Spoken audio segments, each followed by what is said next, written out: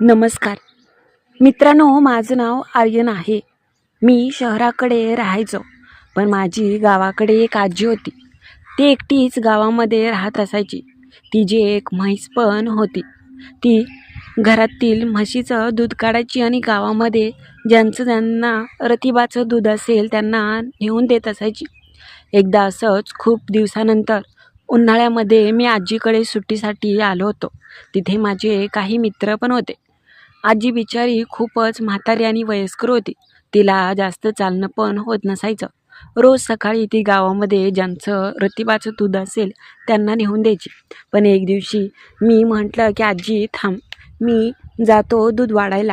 त्यावेळेस आजीने मला एका मालकिनीच्या घरी दूध द्यायला सांगितलं. मी हातात किटली घेऊन गेलो, पण त्या दिवशी मालकीन त्यांच्या घरी होती.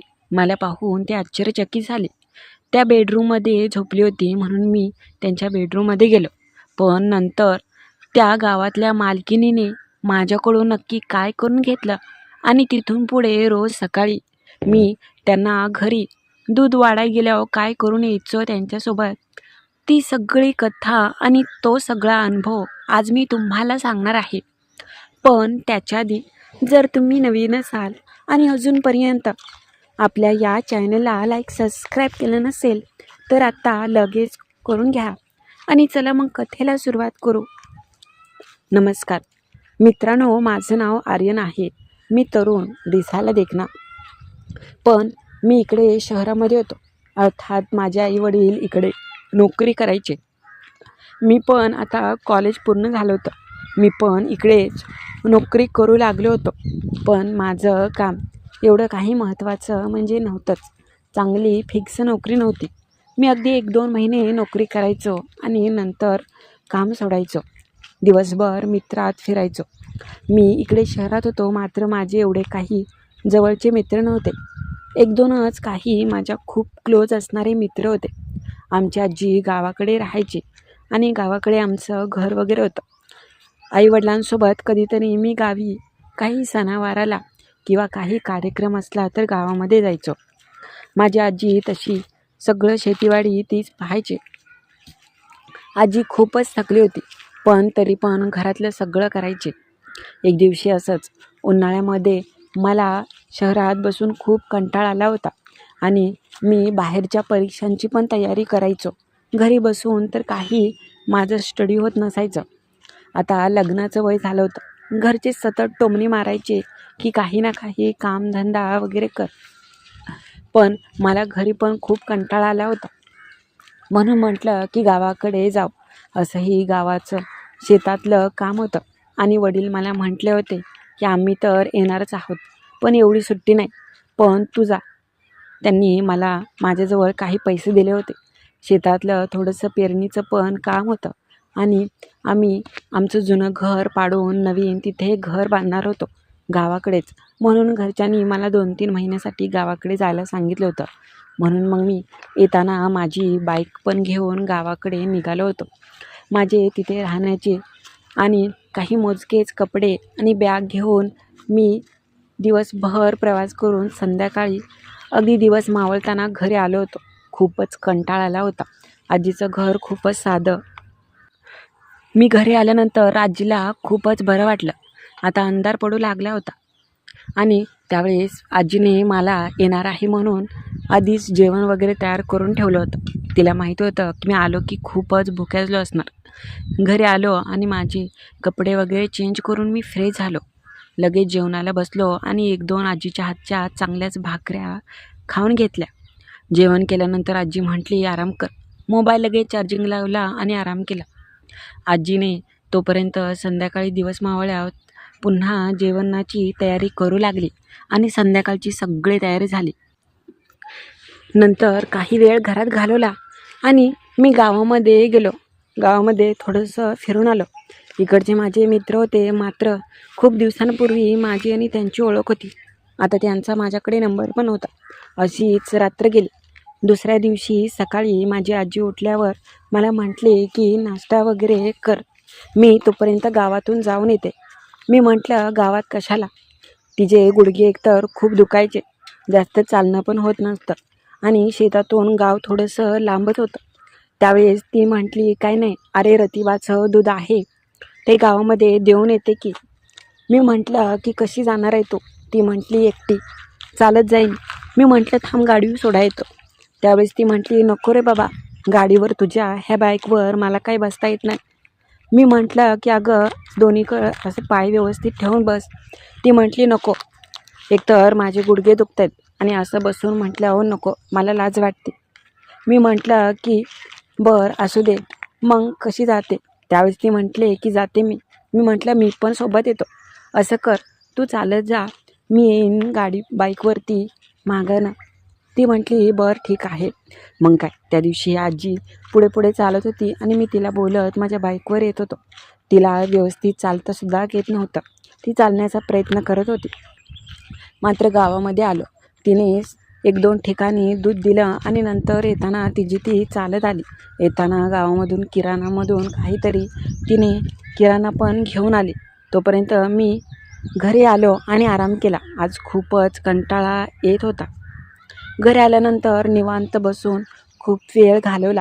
दुपारी अशीच गेली. 1-2 दिवस मी होतो. मात्र एक दिवशी आजी शेतामध्ये काम करत असताना तिच्या थोडंसं पायाला लागलं आणि तिला चालता येत नव्हतं. तिने कशी तरी म्हशीची धार वगैरे काढली, मात्र सकाळी दूध घालायला येत नव्हतं. मी म्हटलं की राहू दे, मी जातो आणि दूध घालून येतो. ती म्हटली तुला माहीत आहे का? मी म्हटलं हो. त्यावेळेस ती म्हटली की या बाजूच्या शेताच्या मालकीण आहेत ना, ज्यावेळेस मी दुसऱ्या घरी गेले होते तिथं पण देत दूध. ते तसे सकाळची एवढ्या लवकर उठत नाहीत, पण जातो आता गावात चाललाय तर. मी म्हटलं हो. आजीने दुधाची किटली हातामध्ये दिली आणि मी ज्यांच्या घरी आहे त्यांच्या घरी देण्यासाठी निघालो होतो. आजी म्हटली व्यवस्थित जा. मी तसा इकडे नवीनच होतो. मात्र तिने मला सांगितल्याप्रमाणे मी गेलो आणि त्यांच्या मालकिनीच्या घरी गेलो. दरवाजा तर उघडा होता. मात्र घरात मी आवाज दिला, बेडरूममध्ये कोणतरी होतं. त्यावेळेस मी सरळ बेडरूममध्ये गेलो. मला पाहून ती बाई आश्चर्यचकित झाली. ती दिसायला खूपच देखणी आणि गोरीपान तरुण होती. तिला पाहून मी वेडापिसा झालो. ती फक्त नाईट गाऊनवर होती. गाऊनमध्ये तिची सुंदरता अजूनच उठून आणि खूपच देखणी दिसत होती. ती मला पाहून म्हटली, कोण? मी म्हटलं की घरून आलोय, आजीने हे दिलंय दूध. सुरुवातीला तिला तर ओळखूच येत नव्हतं, पण ज्यावेळेस मी माझ्या आजीचं नाव सांगितलं तिने ओळखलं. तिचं जास्त वय पण नव्हतं, अगदी तरुणच होती. तिला पाहिल्याक्षणी माझ्या मनात वेगळंच आकर्षण निर्माण झालं. पण तिने लगेच माझ्या हातातली ती किटली घेतली आणि किचनमध्ये गेले. त्यावेळेस ती म्हटली की आज थोडासा उशीरच झाला मला, नाहीतर रोज सकाळी लवकर उठते. मी म्हटलं की होय. घरामध्ये तर मी पाहत होतो, घरामध्ये तिच्याशिवाय कोणीसुद्धा आग दिसत नव्हतं. कदाचित घरातले बाहेर गेले असतील असा मी विचार केला. तिने मला चहासाठी थांबायला सांगितलं, पण मी नको म्हटलं. एकतर मी खूपच लाजत होतो. मी लगेच घरातून बाहेर आलो आणि तिथून लगेच निघालो. ती बाजूलाच दारामध्येच उभी राहिली होती आणि मला पाहत होती. तिथून येताना माझी नजर आरशामध्ये गेली आणि मी पुन्हा पाहू लागलो. पुन्हा वळून तिचं सौंदर्य पाहण्याची मात्र माझ्यामध्ये हिंमत झाली नाही. नंतर मी घरी आलो. घरी आल्यानंतर असाच काही वेळ गेला. त्यावेळेस बोलता बोलता आम्ही आजीला तो विषय सकाळचा काढला आणि म्हटलं की ती मालकीण एकटीच राहते का? सकाळी एकटीच दिसली. त्यावेळेस ती म्हटली की हो, अरे त्यांचं म्हणजे तिचा नवरा खूपच चांगल्या नोकरीला आहे. तो शहरामध्ये असतो. कधीतरी 2-4 महिन्यातून येतो आणि दुसऱ्या राज्यामध्ये नोकरीला असल्यामुळे जास्त येणं पण होत नाही आणि ती एकटीच राहते दिवसभर. खूपच चांगली आहे, पण जास्त तू बोलू नको तिला. त्यावेळेस मी म्हटलं का? नाही रे, बाई माणूस आहे, एखाद्याला आवडतं नाही आवडत आणि तू तिकडे शहराच्या पद्धतीने तिला बोलायला जाशील अगदी मन मोकळेपणाने, पण तिला नाही आवडलं तर? गावात नको काय कोणाला कळायला, आणि कोणी गावाकडचं एवढं स्पष्ट बोललेलं खूपच राग येतो. तू अगदी मन मोकळेपणाने जाशील बोलायला एका मैत्रिणीसारखं, पण तिला आवडलं नाही तर? मी म्हटलं हो, ते तर आहेच. असाच काही वेळ गेला. दिवसभर मात्र मी तिचाच विचार करत होतो आणि तिचंच मला आकर्षण लागलं होतं. रोज सकाळी आजी जायला बघायची, मात्र मी म्हणायचं राहू दे, तुझं पाय दुखतेत ना, मी आहे आता इथे तर मीच काम करेन. म्हणून मी रोज तिच्या घरी ते दूध घालायला जायचो. पण एक दिवशी मला चांगलंच आठवतंय, त्या दिवशी मात्र मी लवकरच घरातून निघून गेलो होतो आणि आजी म्हटलेली की अरे थोडंसं थांबून जा. मी म्हटलो नाही, आज सकाळी नाश्ता पण केला नव्हता आणि त्या मालकिनीच्या घरी आलो. तिचं नाव अंकिता होतं आणि मला पाहून ती म्हटली की या ना बसा. आज तिने स्वतःहून मला चहाला विचारलं आणि मी नाही म्हटलो नाही. मी म्हटलं की बरं आणा. मी तिथेच सोफ्यावरती बसलो होतो. ती किचनमध्ये गेली, मात्र माझी नजर तिच्यावरच होती. किचनमध्ये तिने माझ्यासाठी चहा ठेवला आणि हळूच माझ्याकडे पाहिलं. त्या गाऊनमध्ये तिचं सौंदर्य मी नुसतं डोळ्याने पाहत होतो.